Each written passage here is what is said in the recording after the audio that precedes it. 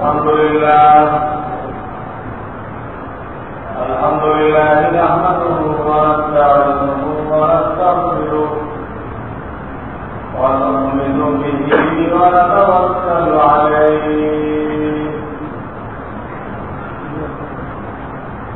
ونعوذ بالله من شرور أنفسنا ومن سيئات أعمالنا من يهده الله فلا مضل له ومن يضلل فلا هادي له ونشهد أن لا إله إلا الله وحده لا شريك له ونشهد أن سيدنا ومولانا محمدا عبده ورسوله صلى الله تعالى عليه وعلى آله وأصحابه وبارك وسلم. أما بعد فأعوذ بالله من الشيطان الرجيم. بسم الله الرحمن الرحيم.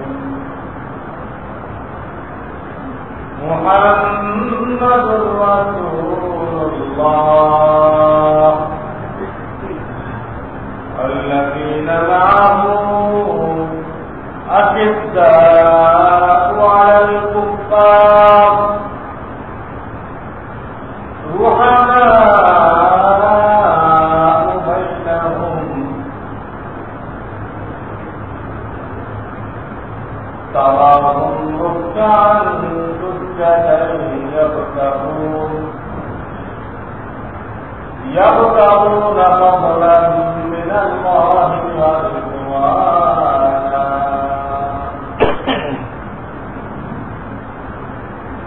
سيماهم في أثر السجود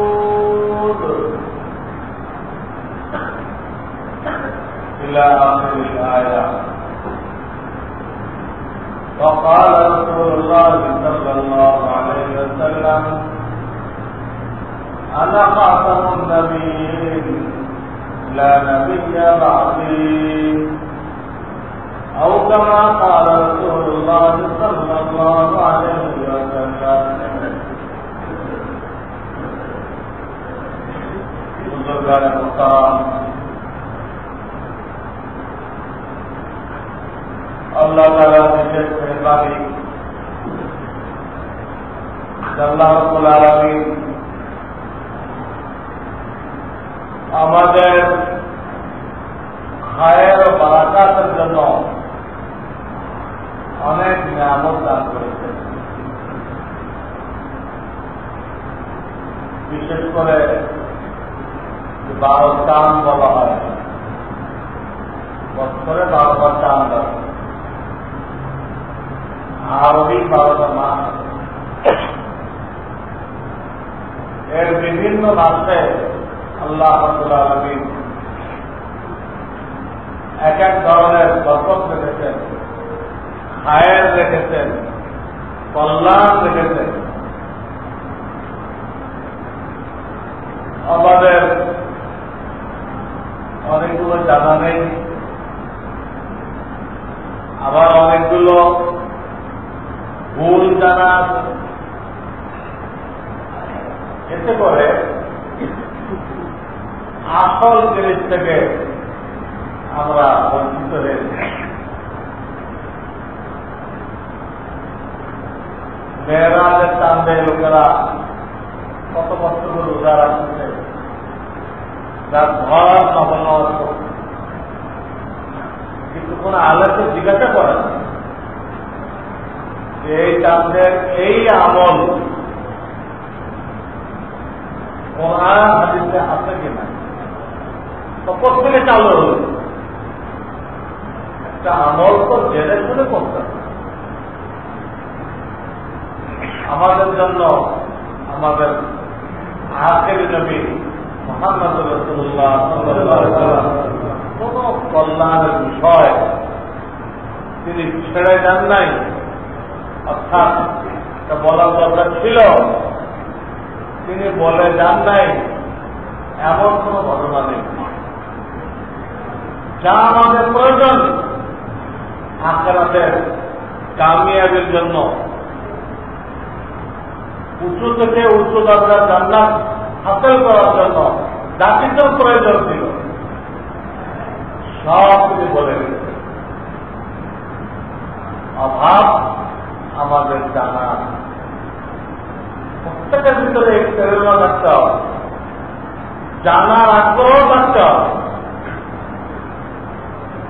জানতে চেষ্টা করবো না, একা একা অনেক কষ্ট করবো, অথচ দেখা যাবে সব কিছুই হয় নাই, গুনাহ হয়েছে। এমন আমল করছে যেটা শরিয়াতে যেটাকে বেদাত বলা হয়। আল্লাহর হাবিব করেন নাই, করতে বলেন নাই, এইগুলো দেখে আল্লাহকে রাজি খুশি করার জন্য করতে, এইগুলো করে আল্লাহর দরবারে যদি কেউ সবের আশা করে, মেহনত করলো গলত, আশা করলো স্বভাবে, যে আশার দ্বারা কাজ হবে। কারণ আল্লাহ তাআলা এলেম অর্জনকে ফরজ করে দিয়েছে, ফরজ করলো না, সে একাটাই ধারণা করলো আর তার ভিত্তিতে মেহনত করলো, তো আল্লাহ তাকে সব দিবেন কেন, কি প্রয়োজন? কেউ যদি নিজের বুঝমতো মেহনত করে আর কোনো অফিসে বেতন আনতে চায়, আপনাদের অফিসে সপ্তাহে অনেক কাজ করে, আমাকে বেতন দেওয়া হবে, অফিস জানেও না, তাকে দায়িত্ব দেয় নেই, কিচ্ছু না।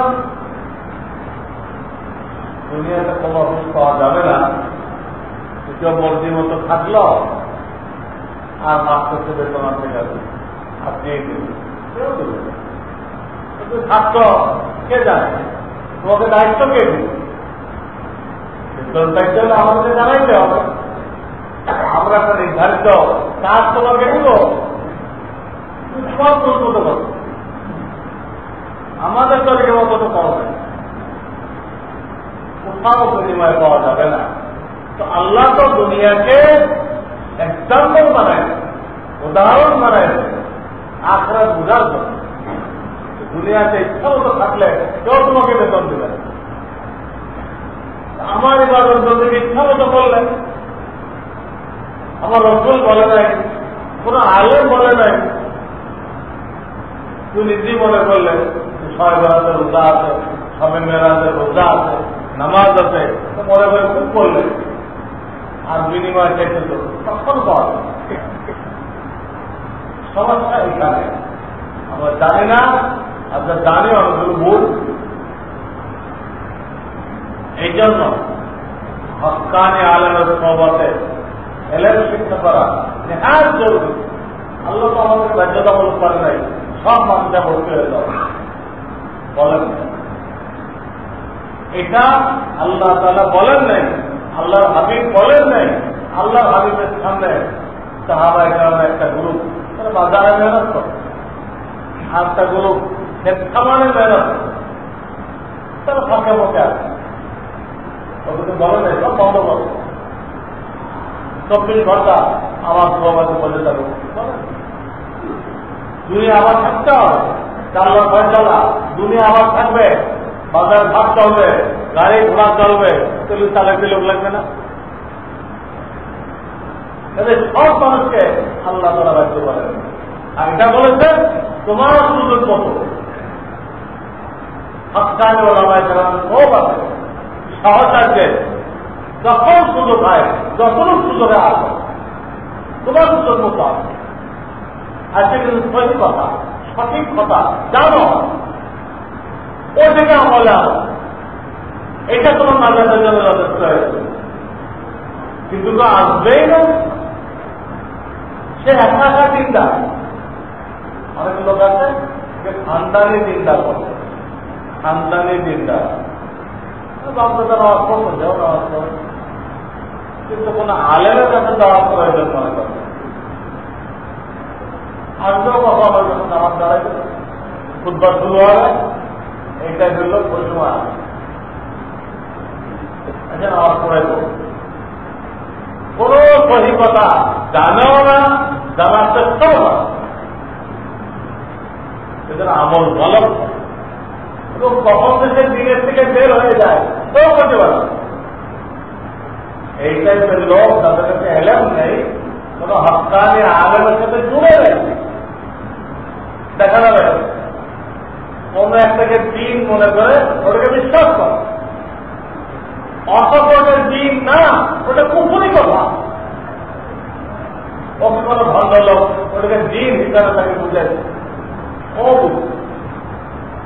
সেটা মনে করতেছে আমি একজন পাক্কা মুসলমান, অথচ ওই বুঝতার কারণে সে ইমানের গণ্ডি থেকে বের হয়ে গেছে। তার খবরই নেই, খবরই নেই আমি ইসলামের গণ্ডি থেকে বের হয়ে আসছে। অথচ তাকে শিখানো হয়েছে এইটা হলো রসুলের এসকে রসুল, এইটা এসকে রসুল যা শিখাইছে এটা হলো ছেড়ে কি শিখাইছে, সব আল্লাহ রসুল আদি গলত কোথাও করে হাতেন না, তিনি গায়েব জানতেন না। একমাত্র আল্লাহ রাব্বুল আলামিন তিনি আলেমুল গায়েব, তিনি সব কিছু দেখতেছেন। গায়েব জাননেওয়ালা কোন নবী রসুলকে তিনি গায়েব জানতা, গায়েব জাননেওয়ালা মানান নাই। তারা গায়েব জানলেন কোন প্রয়োজন করত না জিবরাইল আলাইহিস সালামকে মাধ্যম বানায় ওহী পাঠানো, কোন প্রয়োজন ছিল না। গায়েব জানা হলে জিবরাইল কি ওহী আনতেছে তবে কি এমনি আগে জানবে প্রয়োজন। আপনার দেখা গেছে আমরা এখানে বিভিন্ন সমস্যার সম্মুখীন হয়েছেন, বিভিন্ন প্রশ্নের সম্মুখীন হয়েছেন, অপেক্ষা করছেন তখন আল্লাহ দরবার থেকে ফেসলা অপেক্ষা করছেন। আল্লাহ দরবার থেকে ফেসলা আসছে, জিবরাইল আসছে, নির্দিষ্ট সূরা নাযিল হয়েছে, ওটা আল্লাহ রাসূল সাল্লাল্লাহু আলাইহি ওয়াসাল্লাম শোনায়। কত শত শত ঘটনা হাদিসের মধ্যে রয়েছে যে ইহুদিরা আসলো, প্রশ্ন করলো, আল্লাহ রাসূল অপেক্ষা করলেন, এই ওহী নাযিল হলো। অমুক খ্রিস্টানদের বড় আলেম আসলো, আল্লাহ রাসূলকে এই জিজ্ঞাসা করলো, আল্লাহ রাসূল অপেক্ষা করলেন, এই সূরা নাযিল হলো, আল্লাহ রাসূল এই জবাব দিলেন। কেন অপেক্ষা করবেন? তিনি গায়েব জাননেওয়ালা হলে এই অপেক্ষা করবেন। আর হাদিসের মধ্যে এত ঘটনা ছড়ায় ছিটায় আছে, প্রত্যেক লাই পাতায় পাতায় দলিল আছে তিনি গায়েব জানতেন। গতকালের হাদিস পড়ে দিয়েছিলাম, একটা গোত্র আসছে হুজুরের সহবাদে থাকার জন্য। হুজুর আলাইহিস সালাম তাদেরকে জিজ্ঞেস করলেন তোমরা কারা? বলল আমরা রবিয়া গোত্রের লোক, আপনাদের ইসলাম আপনারাও বুঝবেন। যখন তাদেরকে জিজ্ঞাসা করলেন যে তোমরা কোন গোত্রের লোক, তাহলে কেমন গায়ে জানলেন? তাহলে এই প্রশ্ন করার হবে ওদের বাড়িতে রওনা দিচ্ছিল, তখন আল্লাহ রাসূল জেনে গেছেন অমুক জায়গাতে লোক আছে। তার আসার পরে তো জানলেন না, তাদেরকে দেখেও তো বুঝলেন না, তাদেরকে জিজ্ঞেস করলেন। বুখারী শরীফের হাদিস, প্রসিদ্ধ হাদিস, হাদিসে আব্দুল কায়েম। আর একটা হাদিস পড়লাম, আল্লাহ রাসূল সাল্লাল্লাহু আলাইহি ওয়াসাল্লাম তার বাগানের মধ্যে দিলেন, কোন এক জায়গায় দেয় কয়েকটা কবর, 5টা কবর। এর কাছে যখন গেলেন ওনার খাওয়া নেই, ভীষণ বেগে একদিন দৌড় দিল।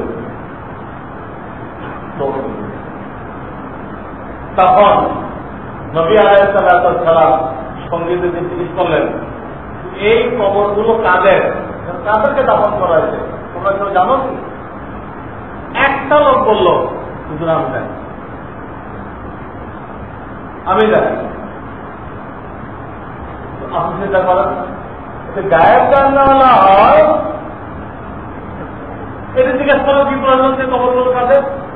ওখানে কবরে আযাব হয়েছিল, কবরে আযাব আল্লাহ তাআলা আমাদেরকে অনুভব করার ক্ষমতা দেয় নাই।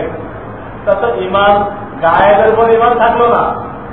আমাদের তো সব না দেখে বিশ্বাস করতে হবে, আমাদের কোনো ধারণ করার ক্ষমতা দেয় নাই।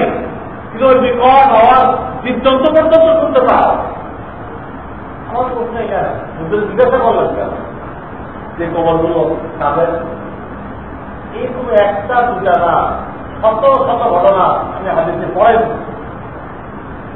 ক্লিয়ার কাউকে আল্লাহ তাআলা গায়েবের এলেম দেন নাই। হুজুর দাওয়াত করে নিয়ে বকরি খাওয়ায় বিস্কুট দিয়ে মুখে দেওয়ার পরে জিবরাইল এসে বলেন, ইয়া রাসূলুল্লাহ ফেলেন, বিষ মেশানো, বিষ মেশানো। আগে বুঝলেন না কেন? এইরকম ঘটনা একটা দুটা। মুনাফিকরা যখন মা আয়েশার উপরে জেনার তো অবাদ লাগাই দিল, অপবাদ লাগাই দিল, এক সফরে কোনো কারণে উনি পাশে পড়ে গেছেন। লম্বা ঘটনা, কোরআন শরীফের 18 পারায় সূরা নূরের মধ্যে বা এই সুযোগ পেয়ে মুনাফিকরা আর ঘটনা তৈরি করে পড়াই দিল। এক মাস নবী আলাইহিস সালাম করে ঘটনা আয়েশা একদম অসুস্থ হয়ে বিছানায় পড়ে গেল। এক পর্যায়ে আল্লাহ রাসূল বলেও ফেলেন, দেখো যদি ভুল হয়ে থাকে তো তওবা করে না, এটাও বলে দেবে। এতে মা আয়েশা সিদ্দিকা আরো অসুস্থ হয়ে গেল। যে এই কথা অর্থ আমাকে যে কথা বলে যে দেখো তো ভুল হয়ে যাবে, তওবা করে নষ্ট করা যাবে। তার অর্থ তাহলে আমি আসলে ভুল করছি। তিনি আমার ব্যাপারে এই ধরনের সম্ভব করতেছে, তারা তো পয়সা ফেটে পড়ে যাওয়া একবার কি তাদের পড়াই দিল যত দেখেন। আল্লাহ রাব্বুল আলামিন আসমান থেকে সূরা নূর নাযিল করলেন, করে মা আয়েশা সিদ্দিকার পবিত্রতাকে একদম ক্লিয়ার ঘোষণা করলেন। কোন ত্রুটি নেই চরিত্রের মধ্যে, সব মুনাফিকদের রইসুল মুনাফিকদের ছিল আব্দুল্লাহ ইবনে উবাই ইবনে সালুল, সেই ঘটনা সাথে করাই দিল। যদি গায়ের সামনে আলো হয়েছেন এক মাস সাথে কি করে গেল, একটা মাস। আর এই কথা বলতেছে দেখো ভুল হয়ে থাকে তো কি করা যায়, তওবা করো। দক্ষ মহিলাদের তিনিও বুঝতে পারতেছেন না আসলে কি। এইরকম একটা দুটা ঘটনা আমাদের সামনে না, শত শত ঘটনা। আয়াত কোরআনের ওয়াইন্দাহু মাফাতিহুল গায়ব লা ইয়ালামুহা ইল্লা হু, এই বিষয় আয়াত অনেকগুলো। এর অর্থ আপনারা বলবেন ওয়াইন্দাহু আল্লাহর হাতে, মাফাতিহুল গায়ব গায়বের চাবিকাঠি। আল্লাহর হাতে, একমাত্র আল্লাহর হাতে গায়বের চাবিকাঠি। লা ইয়ালামুহা, কেউ গায়ব জানে না, ইল্লা হু, একমাত্র তিনি জানেন। এরপরে যদি কেউ বুঝায় যে বিশ্বাস করলে তুমি আজ থেকে রসুল হয়ে গেলে, আর কেউ বিশ্বাস করে তার ইমানটাকে নষ্ট করে, কে দায়ী? সে নিজেই দায়ী। আল্লাহ তাআলা তাকে এলেম অর্জন করা, সঠিক বিশ্বাস অর্জন করা খরচ করে দিয়েছিল। কিন্তু সেটা শিখে নাই, না শিখে কোন ভণ্ডের খপ্পরে পড়ে এই কুকুরটাকে শিখছে ইমানের নামে, ইমানের নামে কুকুরি কথা শিখছে, মধুর নামে বিষ খাইছে। এই জন্য খানদানি মুসলমান, বাপদাদা মুসলমান দিলে সেও মুসলমান, বংশীয় মুসলমান, এগুলো দ্বারা ইমান হেফাজত করা যায় না। সহমত আমি তো বললাম, বলে নাই যে সব চাকরি বাকরি বাদ দিয়ে মানুষের ঢুকে দাও, যে 10 বছর পড়ো, বলেন নাই। বলেছেন তোমার চাকরি ঠিক থাকুক, তোমার দোকানদারি ঠিক থাকুক, একটু সময় বের করো, কোন একটা সুযোগে একটু সময় বের করো। ওলামা একরামের সহবাটা কিন্তু আমরা কতটুকু পাবো? এই মসজিদে ব্যবসায়ী ভাইদের সাথে 15 মিনিট পরে আদান দেওয়া, সবাই শরীর হতে পারে। আর ওনারা ভালো করতে পারবেন, 15 মিনিট সময় দেওয়া হলো, এরপরে ওনারা শরীর হইতেছেন কিনা, এরপরে শরীর না হইলে আল্লাহ দরবারে ওনাদের আগে ওজোর থাকবে না,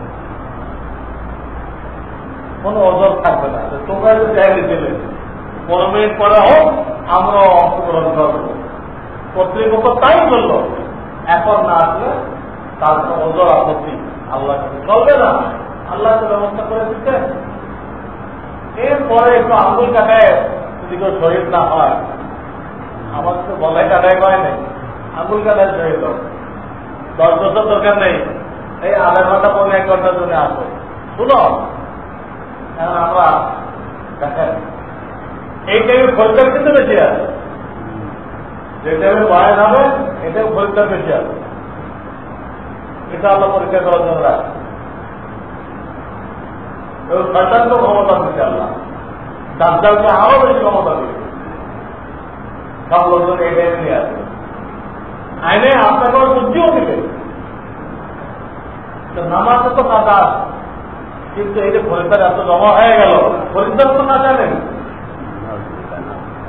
নামাজের কাজা আপনি, কিন্তু খরিদ্দারের কাজা নেই, এটা কিন্তু গলত কথা।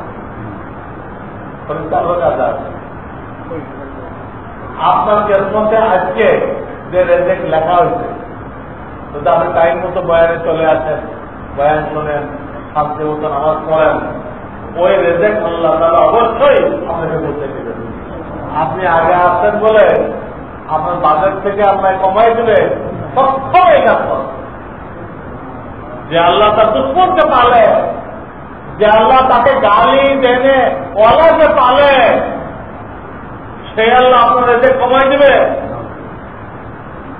এই কথা মনে করলে তার ইমান থাকবে, সেটা আল্লাহকে জানে মনে করবো আমি নামাজ দিচ্ছিলাম বলে আমারটা কমাই দিচ্ছে, আরো নামাজ দেয় না বলে ওটা বাড়াই দিচ্ছে, জানে হতে পারে। এই জন্য আপনাকে একই থাকতে হবে, রেজেকের ফয়সালা হয়ে গেছে। আমি জামাতের সাথে নামাজ পড়লে, আমি বয়ানের শরীফ হলে ওই রেজেক পশ্চিম কালো কমবে না। অত্যন্ত আদানে দোকানদারি করি, তাহলে এদের শরীরে যায় যাবে না। তখন যে লাভটা আসবে, এই লাভে আমার শরীর টাকাগুলো নষ্ট করবে। তখন ব্যবসা কেনা করে লাভ হইতে পারে, ওই লাভ আপনার কাজে আসবে না। ওই লাভ বাকি শরীর টাকাগুলোকে নষ্ট করবে। আপনার পুরা মাসের বরকতের মধ্যে এটা বরকতকে নষ্ট করে দিবে। দেখতে অনেক টাকা দেখবেন, কাজ হবে কম, কাজ কম। এই জন্য আল্লাহ দিনের জন্য আমাদের কোরবানি বের করা চাই, সময় বের করা চাই। হাদিসে কুদসির মধ্যে আল্লাহ তাআলা বলে রেখেছেন, ইয়া ইবনে আদম তাফাররাগ লিইবাদাতি আমলা সাদাকা গিনান ফাতুত তাফাকরা। হে পয়গম্বর আওলাদ, আমার দ্বীনের জন্য সময় বের করো, আমার দ্বীন শিক্ষা করার জন্য, ইবাদত বন্দী করার জন্য সময় ফারেক করো। কি হবে? তোমার দিলকে ধনী করে দিব, তোমার অভাব অভিযোগকে মিটাই দিব, অভাব থাকবে না।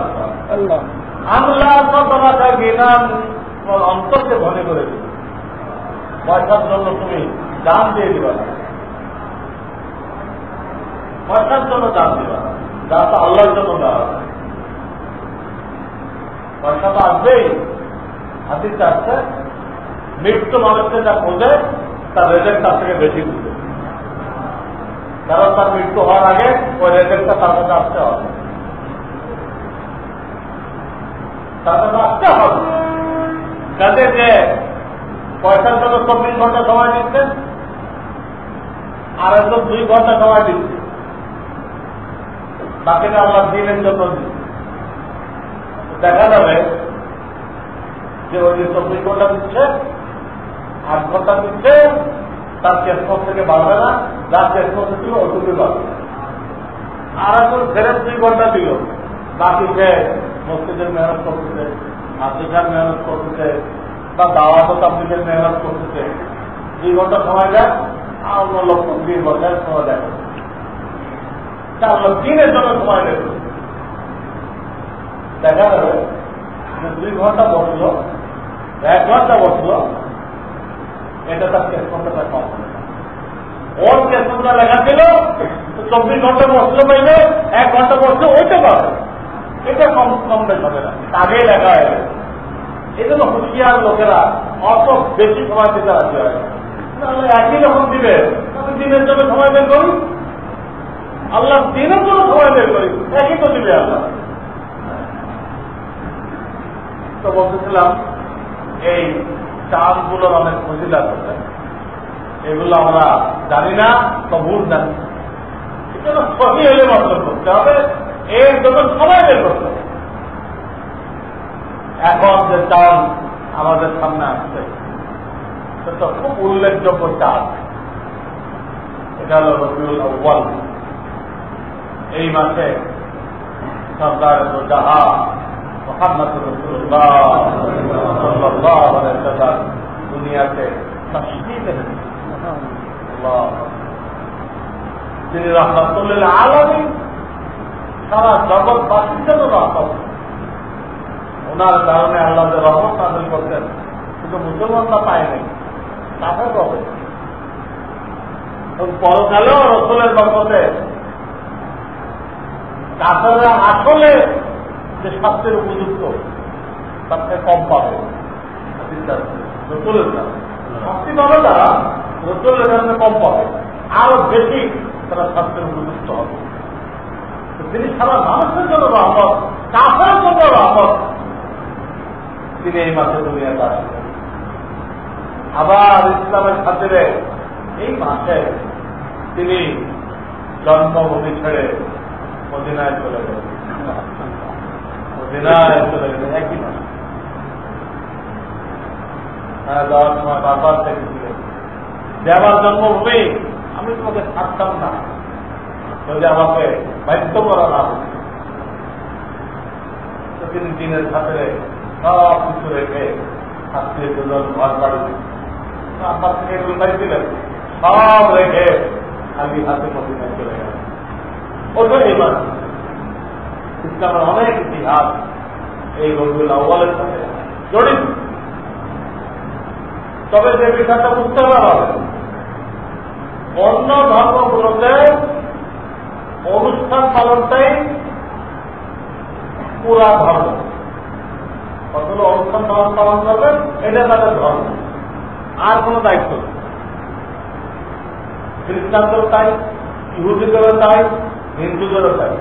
হিন্দুরা 12 মাসের 13টা পূজা করে, আর কোন দায়িত্ব নেই। কিন্তু ইসলাম এমন একটা ধর্ম, এখানে অনুষ্ঠান আছে। জুমার নামাজ এটা অনুষ্ঠান, ঈদের নামাজ এটা অনুষ্ঠান, কিন্তু এখন পার্থক্য যেটা অনুষ্ঠান সর্বস্ব ধর্ম নয়। অন্যগুলো অনুষ্ঠান সর্বস্ব, তার মানে অনুষ্ঠানের বাইরের কিছু নেই তাদের।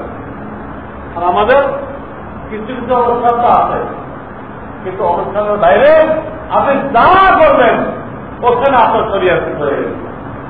চাই আপনি মসজিদে থাকেন, ওখানে আল্লাহর বিধান আছে। চাই আপনি ঘরে থাকেন, ওখানে আল্লাহর বিধান আছে। চাই আপনি অফিসে থাকেন, ওখানে আল্লাহর বিধান আছে। চাই আপনি দোকানে থাকেন, ওইখানে আল্লাহর বিধান আছে। চাই আপনি বাজারে থাকেন, ওইখানে আল্লাহর বিধান আছে। সেখানে যাবেন, প্রত্যেকটা জায়গায় আল্লাহর বিধান।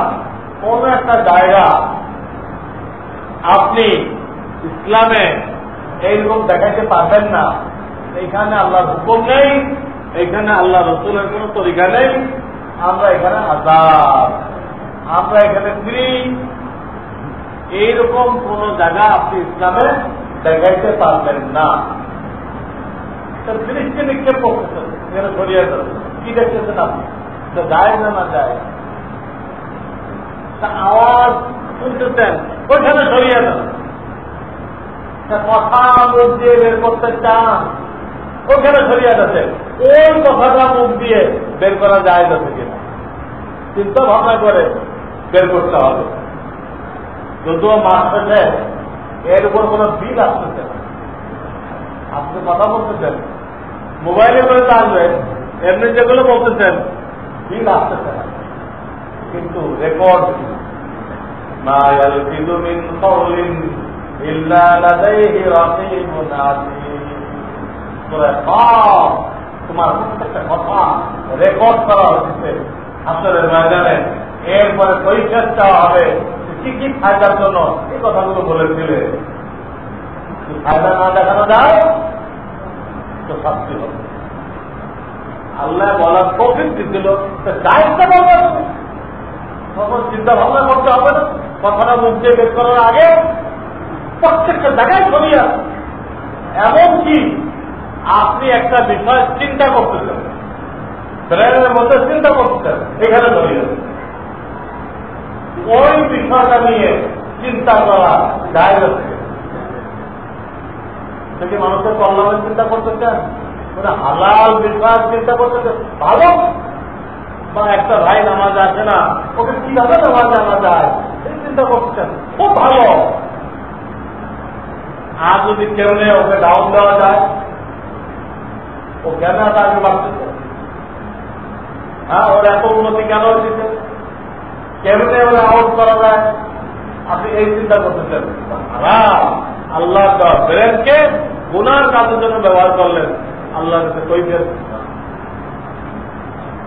তো বলতেছিলাম। পার্থক্য এখানে অন্য ধর্মওয়ালাদের কয়েকটা পার্বণ পালন করলে, অনুষ্ঠান পালন করলে ধর্ম হয়ে গেল, চলক ধর্ম হয়ে গেল। ইসলাম আসার পরে সব বাদ, সব হয়ে গেল। কিন্তু আপনাকে আমাকে আল্লাহ ইসলাম দান করেছেন, শুধু অনুষ্ঠান পালন করলে হবে না, 24 ঘন্টা করণীয়, 24 ঘন্টা করণীয় বর্জনীয় লেগে আছে, প্রত্যেকটা কাজে লেগে আছে।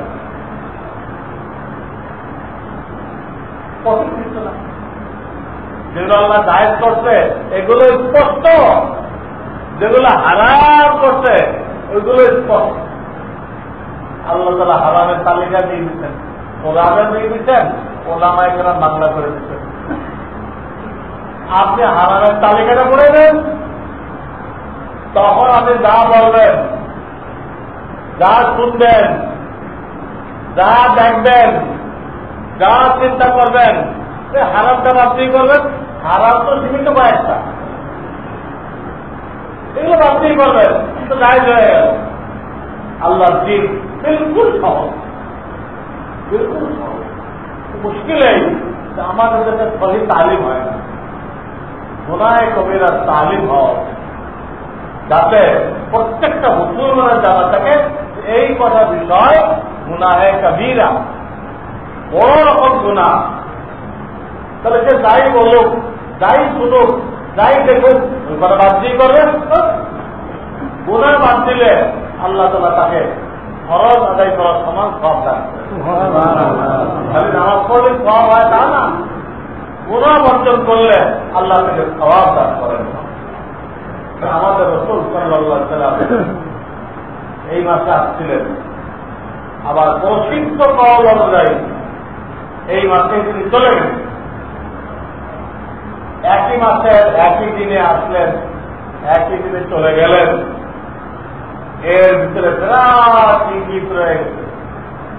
দেখো, অন্য ধর্মের মতো এটা শুধু অনুষ্ঠান পালনের ধর্ম নয়, একই দিনে দুটা ঘটায়। হ্যাঁ, খালি যে অনুষ্ঠান করবেন বাতিল করে দিল। কেন অনুষ্ঠান করবেন? একই দিনে দুনিয়াতে আসছেন, একই দিনে চলে গেছেন। খুশি করবেন না দুঃখ করবেন? কোনটা করবেন? অনুষ্ঠান করতে গেলে তো হয় খুশির অনুষ্ঠান না দুঃখের অনুষ্ঠান, কোনটা করবেন? যদি খুশি করেন আজকে রসুল চলে গেছে, এটা আপনারা খুশি হয়েছেন? আল্লাহ রসুলের ইন্তেকালে যদি কেউ খুশি হয় তো তার ঈমান থাকবে? আবার যদি কেউ দুঃখ পালন করে, মাতম করল, তারপরও প্রশ্ন হবে এই দিনে আল্লাহ রসুল দুনিয়া চান, কিন্তু আপনি দুঃখিত হচ্ছেন।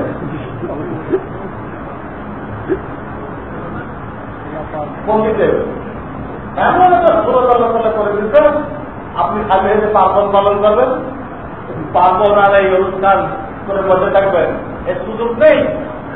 আপনাকে 24 ঘন্টার জিন্দেগিতে রসুলের সুন্নত করতে হবে। অনুষ্ঠান পালন করে বসে থাকলে হবে না, 24 ঘন্টার জিন্দেগিতে আপনার রসুলের সুন্নতকে ঠিক করতে হবে, যেখানে আল্লাহর হাবিবের সুন্নত এইটা। তখন আপনাকে আজ থেকে রসুল বলা হবে। কিন্তু লোক দেখা যায় সারা বছর কিছু করে না, আর বললে কতগুলো বেদাত করে, কিছুই করে না, আর যা করে বেদাত। গুরু পাবে না, এরকম হাতে গুরু করতে বলা হয়েছে, আপনি সুস্থ কেন বলেন? এটা কর। আজানের পরে দুরূদ করতে বলা হয়েছে, সে আজানের পরে বলবে না, সে আজান দেওয়ার আগে। হ্যাঁ, সালামুন আলাইকা ইয়া রাসূলুল্লাহ, পুরো দিলের থেকে আপনি আগে কইলে পাইলা। আল্লাহ রসুল বলে গেছে আজানের পরে আমার উপর দুরূদ শরীফ পড়ো, তুমি ওটা আগে নিয়ে আসছো, তোমারটা কবুলই হবে না। আগে পড়া হাদিস কোথায়? যদি আজান শুরু করার দুরূদ পড়লা, সে হাদিস দেখাও, তাহলে আমরাও পড়বো। আর হাদিস যখন নেই তুমি বেকার কেন করতে?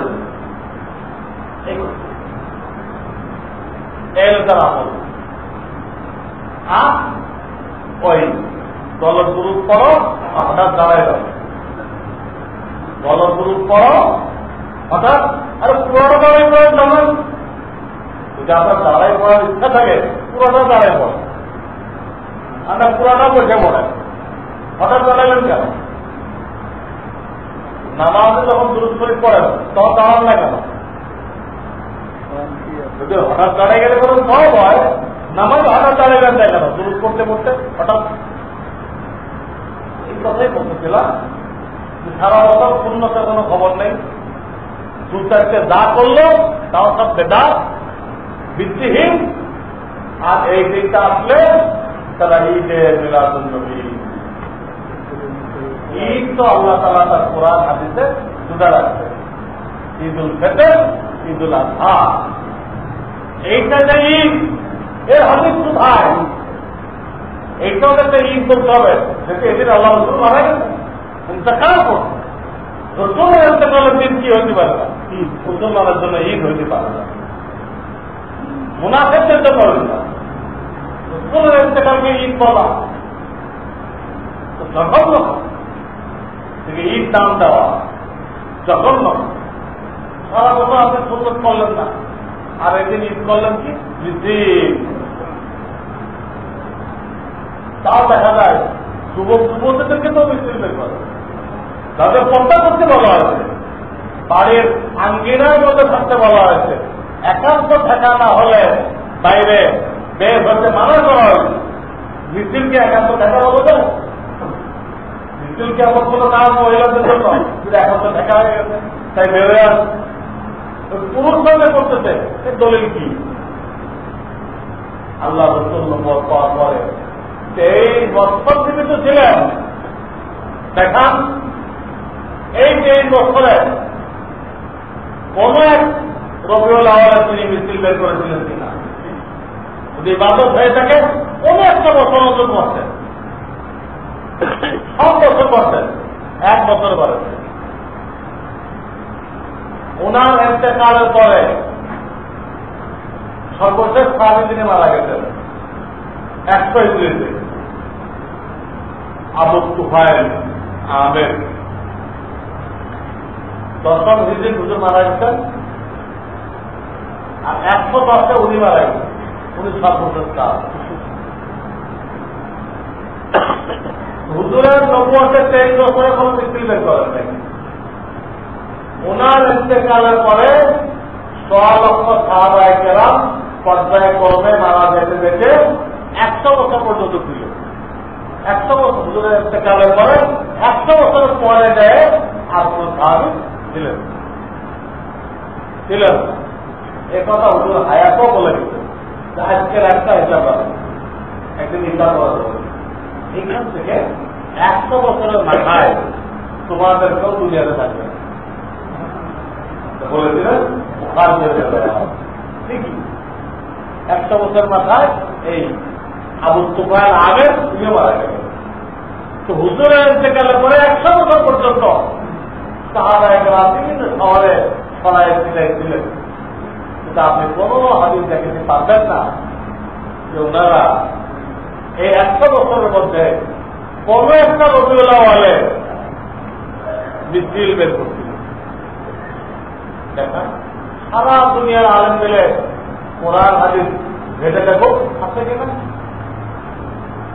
তারা রাসূলের সুন্নাতকে জিন্দা করার জন্য নিজের দেশ সব ওদিকে আলজেরিয়া, নাইজেরিয়া, মরক্কো পর্যন্ত পড়ছে, আর এদিকে সেই দুনিয়ার পূর্ণ প্রান্ত পর্যন্ত পড়ছে। সাহাবায়ে কেরাম এখন কোরবানি করছে আল্লাহ রাসূলের সুন্নাতকে দুনিয়াবাসীর কাছে পৌঁছানোর জন্য। এইটা যদি সুন্নাত হতো, এই সুন্নাতটা পৌঁছায় নাই কেন? এই তারিখ ইন্তেকালের তারিখে মিছিল বের করা যদি সুন্নাত হতো, এটা তারা পৌঁছাই দেন নাই কেন? আল্লাহ রাসূল 23 বছর কেন করেন নাই? ওনারা 100 বছর কেন করেন নাই? তাহলে কি তারা দাবি করবে ওনাদের থেকে আমরা বেশি আফ্রিকার ওষুধ এবং এটাকে দুনিয়াবাসীর কাছে গ্রহণযোগ্য হবে?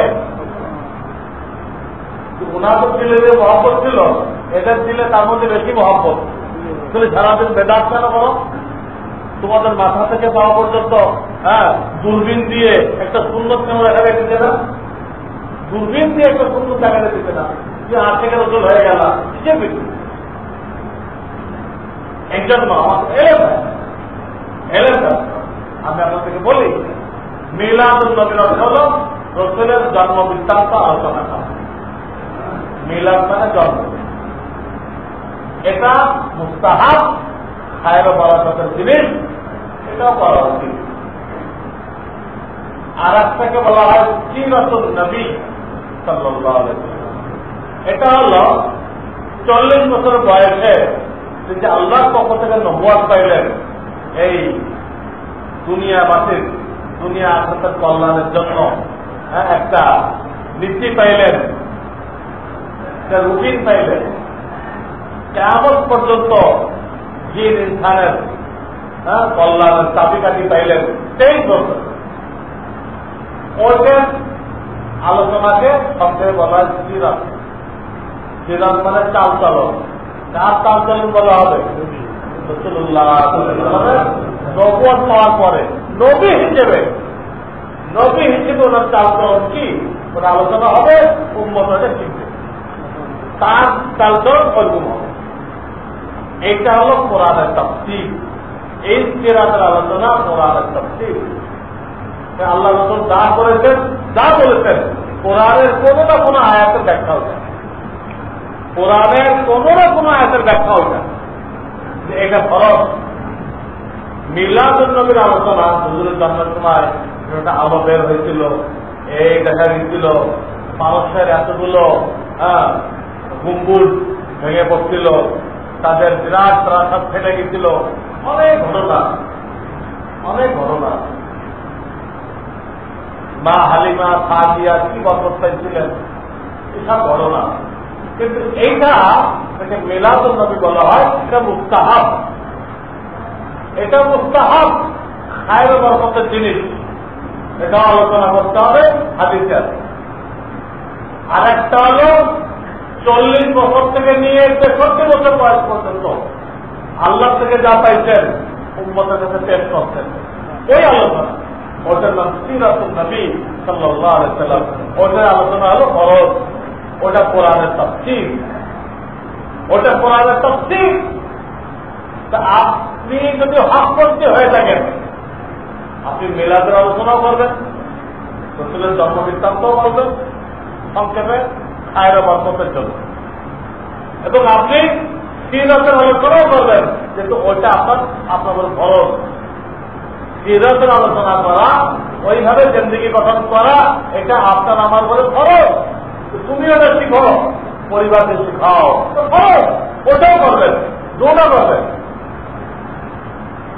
আপনি সহি মুসলমান হয়ে থাকলেন, দুটা করবেন। কিন্তু যদি গলত মুসলমান হয়ে থাকেন, খালি একটা করবেন। হ্যাঁ, আপনি বলেন ঈদের মিলাদুন্নবী, ঈদের মিলাদুন্নবী, সেটা তো আপনি ঘোরাপ করে বলবেন। আপনি খালি হুজুরের মৃত্যুর দিন ঈদ পালন করবেন আর জন্ম বৃত্তান্ত বলবেন, কিন্তু নবুয়ত পাওয়ার পরে তিনি উম্মতকে কি কি দায়িত্ব দিচ্ছেন এগুলো আপনি বলবেন। কেন বলে না? এগুলো বললে বক্তা নিজে আগে ধরা খায়, তার ভিতরে এগুলো কিছুই নেই। যতদিন সিরাত আলোচনা করতে যায় প্রথম বলি ধরাবো, কিন্তু আপনি যে সিরাত আলোচনা করলেন, ইমানের মেহনত করতে হবে, নামাজ সহি করতে হবে, কোরআন সহি করতে হবে, হালাল হারাম দেখে চলতে হবে, বাপ মায়ের হক জানতে হবে, বিপদের হক জানতে হবে, কিন্তু আপনি একটাও তো করেন না। সারা বছর মিলানি করা পুরো শরীয়ত গুলো মিলান, এর বাইরে আপনার ভুলে থাকতে আজকে পয়লা এগুলো করে না। তো তারা কখনো এটা বলে না, এটা বলতে গেলে সে নিজেই বিপদে পড়ে, নিজেই বিপদে পড়ে। এটা বলেন যে সঠিক মুসলমান না, সঠিক মুসলমানের মেলার জন্য কি করবে না, কিন্তু শুধু মেলার জন্য বলতে কোনো অসুবিধা নেই।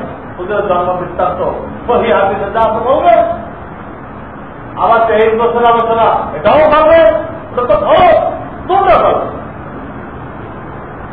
কাজে কেউ যদি শুধু ঈদে মিলাদুন নবী, শুধু মিলাদুন নবী আলোচনা করে আর সিরাতের আলোচনা না করে, তো বুঝবেন ডাল মে কালা হয়, কাবাব মে হাড্ডি হয়। এই লোকের মধ্যে সমস্যা আছে। যেই রসুলের সিরাত বয়ান করবে সেই তার হাদিয়া বন্ধ হয়ে যাবে। রসুলের সিরাতেই তিনি লোকদেরকে দিনের দাওয়াত দিতেন আর বলতেন, লা আসআলুকুম আলাইহি আজরা ইন আজরিয়া ইল্লা আলাল্লাহ। যেই সিরাতে আলোচনা করতেন এই আয়াতটা সামনে খাওয়া, আমি যে তোমাদেরকে দিনের দাওয়াত দিলাম, তোমাদের থেকে আমি কোনো বিনিময় চাই না, তোমাদের থেকে আমি কোনো বিনিময় চাই না, আমি আমার বিনিময় আল্লাহ থেকে। এটা দিয়ে আসবে সেই প্রশ্ন করবে, হুজুর আমার বাপ করে গেছিল, আপনি কত করে টাকা দিলেন, আপনি রসুলের সিরাত কি করলেন, আপনি কোনটা করবেন? অমুক দিন আপনাদের কত পড়াইছিলাম, অমুক দিন তালাবি পড়াইলেন, এটাও টাকা দিচ্ছেন। অমুক দিন আমার বাপের জানাজা পড়াইছেন, এটাও টাকা দিচ্ছেন। জানাজা পড়ায় টাকা নেওয়া যায়, তো দেখা যাবে যে সপ্তাহ বলি এই দরে কিছু লোক পাইবেন রাতে আসে, তার চেহারা খুলে যায়, তার আবার এই জন্য আলোচনা করবেন। সুতরাং যাকে দেখবেন শুধু এই ঈদে মিলাদুন নবী লাফালাফি করতেছে, তারা সিরাত আলোচনা করতে রাজি নেই, বুঝবেন ডাল মে কালা হয়, কাবাব মে হাড্ডি হয়। আর একটা কথা বলে রাখেন, সিরাতের আলোচনা করতে হবে কিন্তু অনেকে এটাকে রবিউল আউয়াল মাসে সীমিত করে ফেলে। কেন? রসুলের চাল চলন, রসুলের সুন্নত খালি এক মাসে হবে, বাকি 11 মাস কি বলবেন আপনি? এটা এক মাসের আলোচনা করতো না, এটা 12 মাসের 12 মাস আলোচনা করতে হবে। এটা শুধু ঈদে, এটা শুধু রবিউল আউয়াল মাসের কাজ না, এটা 12 মাস কি আপনার পুরো জিন্দেগি কাজের জন্য, যা আপনি রসুলের সুন্নত শিখবেন আর শিখাইবেন। আপনার জিন্দেগি কি জন্য? ব্যবসা করার জন্য? ব্যবসা করার জন্য এই মুসলিম জাতিকে সৃষ্টি করা হয় নাই। ব্যবসা করবে, আবার এই সুন্নতের দাওয়াত দেওয়ার জন্য সময় বের করবে। একজন সাহাবীকে দেখেনি পাঠান না, উনি ব্যবসা করতে করতে মারা গেছে, উনি কৃষি করতে করতে মারা গেছে, উনি চাকরি করতে করতে মারা গেছে। একজন সাহাবীকে কেউ বেশ করতে পারবে না। অথচ তারা আমাদেরকে বলেছিল কি করছে, তারাও হালাল নীতিকে ফিকির করছে। যে কিছু পয়সা হাতে আসছে, বিবিকে কিছু দিতে, কিছু নিজে লয়ে আল্লাহ দিনের দাওয়াত দিতে, রসুলের সুন্নতের দাওয়াত দিতে আল্লাহ রাস্তায় বেড়ে গেছে। সেটা আল্লাহ রসুল বলে দিয়ে গেছেন, দেখো আমার সব নবী আসবে না। এই চিন্তা তোমাদের এই দিক থেকে রাখতে হবে। আল্লাহ তোমাদেরকে দায়িত্ব দিতে, তোমরা নবী না, কিন্তু নবীওয়ালা কাজটা যেহেতু নবী আনবে না, তোমাদের কান্দে দেওয়া হয়েছে। আর এইটার কারণেই তোমাদের সর্বোত্তম জাতি বলা হয়েছে। তাদেরকে বোঝাবে কাজ নবীওয়ালা, তুমি নবী না, তুমি কোনো নবী না, কিন্তু আর কোনো নবী আসবে না, আসবে না বিধায় তোমাকে আল্লাহ তাআলা দায়িত্ব দিচ্ছেন। কোরআনের আয়াত, কুনতুম খায়রা উম্মাতিন উখরিজাত লিন-নাস, হে আখিরের উম্মত, তোমরা সর্বোত্তম উম্মত, সর্বোত্তম জাতি। কেন? ওটা মানব জাতির কল্যাণের জন্য তোমাকে পাঠানো হয়েছে।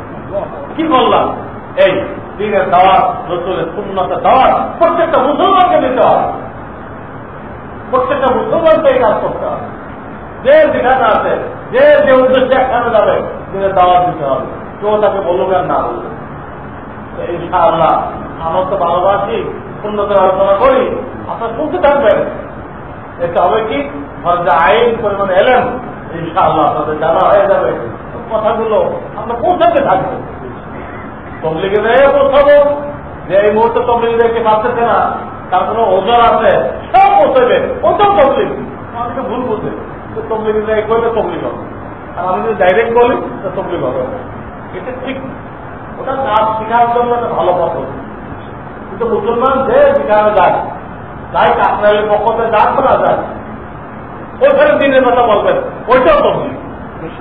ব্যবসার মাল আনতে গেছেন চট্টগ্রামে, ওইখানে বলেন, গেছেন ব্যবসা করতে, ওইখানে বলেন, ওটা তবলিগ।